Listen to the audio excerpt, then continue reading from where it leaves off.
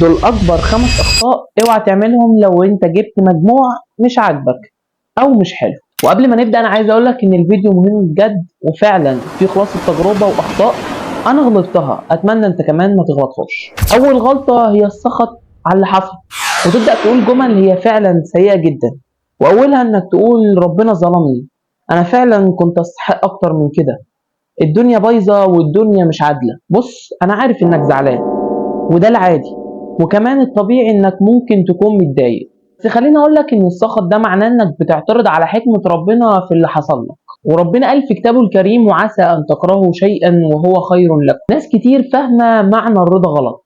الرضا مش معناها انك فرحان، ولكن الرضا معناها انك واثق ان ربنا بيحضر لك حاجة احسن بكتير من اللي انت كنت عايزها ومن اللي انت كنت متوقعها، ولكن انت مش شايفها دلوقتي. ورقم 2 ودي غلطة كبيرة جدا، انك تحكم على نفسك بالفشل. في فرق كبير ما بين انك تكون فاشل وانك تكون فاشل دلوقتي. الفرق ده في الزمن وفي العقل. لو حكمت على نفسك انك فاشل دلوقتي هتصدق ده وهتعيش عليه، ساعتها والله انت لسه في اول السطر وفي اول الحكاية، القصة لسه ما بدأتش، وقصتك عظيمة جدا يا صديقي. والله انت لسه فعلا في بداية اول مرحلة من مراحل حياتك، الا وهي المرحلة الجامعية اللي بعدها هتشتغل وهتتجوز والدنيا هتكون تمام. ثانوية عامة دي مرحلة وعدت. وخلينا نروح على ثالث غلطة والغلطة الكبيرة جدا، الغلطة رقم 3، ودي بالنسبة لي أكبر غلطة في ال5 غلطات، إنك تفوت الأجازة وما تستغلهاش. وحرفيا خليني أقول لك إن الغلطة دي هي اللي أنا غلطتها، أقسم بالله أنا لو كنت استغليت الأجازة اللي كانت بعد ثانوية عامة كانت هتفرق معايا كتير جدا. ولأني ندمان على الغلطة دي فأنا دلوقتي بنصحك عشان ما تغلطهاش تاني. وأنا هنا مش جاي أقول لك طور نفسك وخد كورسات وتعلم مجالات جديدة وتطور هنا وهنا، لا انا مش عايزك تضيع اجازتك في انك تكون زعلان وانك تكون مكتئب. عايزك تبدا تدور على المجال اللي انت تتخصص فيه وعلى كليتك اللي انت تتخصص فيها، وما تبداش تبوظ روتينك اللي انت كنت عملته في ثانويه عامه، انك تصحى بدري وانك تنام بدري شويه وفكره انك ما تسهرش كتير والكلام ده.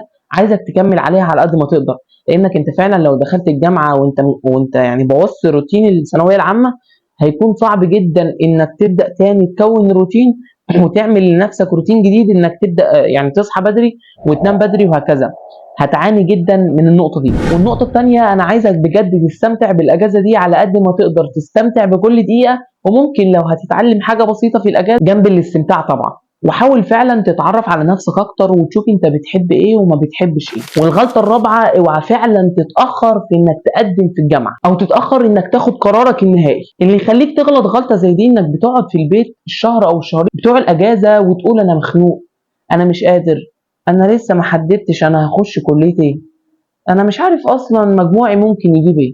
لا انا عايز افوقك واقول لك اقسم بالله لو اتاخرت انك تقدم في الجامعه او حتى تقدم في كليه فانت هتندم، لانك انت ممكن ما تخشش الكليه اللي انت عايزها او الجامعه اللي انت عايزها بسبب ان الجامعات قفلت والتقديم خلص. ودي الحمد لله غلطه، يعني الحمد لله ربنا كرمني وتفاديتها، لان انا فعلا فضلت اتاخر لحد ما الجامعات القريبه كلها مني قفلت، واضطريت ان انا اروح جامعه بعيد عني وخدت سكن، وانا بتعاقب على الغلطه دي طول سنه اولى. فغلطه وهتغلطها، ما تتاخرش في انك تقدم في كليه او انك تختار كليتك عشان تقدم في الجامعه اللي انت حاببها والجامعه تكون قريبه منك، لان يعني الجامعات بتقفل بدري. الغلطه الخامسه واللي نص طلاب ثانويه عامه بيغلطوها، اوعى تمشي ورا كلام الناس وما تخشش الكليه اللي انت حاببها. هتلاقي كل واحد بيقول لك رايه وبيقول لك خش الكليه دي عشان كذا وخش الكليه دي عشان كذا، واوعى تدخل الكليه دي وانت هتلاقي نفسك عشان في الفتره دي ما بتكونش واثق من نفسك وما بتكونش يعني في قوتك الحقيقيه، فانت بتسمع كلام اي حد وتقول لهم حاضر، وفي الاخر عشان يرضوا عنك، وبعد كده انت اللي هتتسوح. وفعلا مفيش اصعب من انك تدرس حاجه انت فعلا بتكرهها او انت مش حاببها او انت ما تعرفش عنها حاجه، فانت هتعيش مستقبل مش بتاعك وهتدرس حاجه انت مش عايزها. وعشان كده انا قلت لك اوعى تفوت الاجازه وما تضيعهاش، ولازم تستغلها عشان تعرف انت بتحب ايه وعايز تدخل ايه. وعايزك تفتكر انك انت اللي هتعيش حياتك مش الناس، وعايزك تبقى شجاع وتاخد قرارك وتختار الحاجه اللي انت فعلا حاببها. وبس كده، ودول كانوا ال5 غلطات اللي انا مش عايزك تغلطهم. المجموع مش نهايه الرحله، المجموع هو مجرد رقم، لكن اللي انت هتعمله بعد الرقم ده هو فعلا اللي هيحدد انت تبقى ايه. فكر كويس وابدأ بداية جديدة وصح، وانا هنا ممكن اتناقش معاكم واتحاور في اي سؤال انت حابب تسأله، وما تنساش ان انا في كليه صيدله، فاي اسئله تخص كليه صيدله انا متاح معاك على طول. ده رقم واحد. رقم اتنين، انا في جامعه بدر بالقاهره، فانت لو حابب تعرف اي تفاصيل عن جامعه بدر فانا متاح معاك برضه، وبروح هناك يعني على طول، فيعني اي اسئله انا معاك. وبس كده، لو حسيت انك حبيت الفيديو ما تنساش تشترك في القناه. سلام.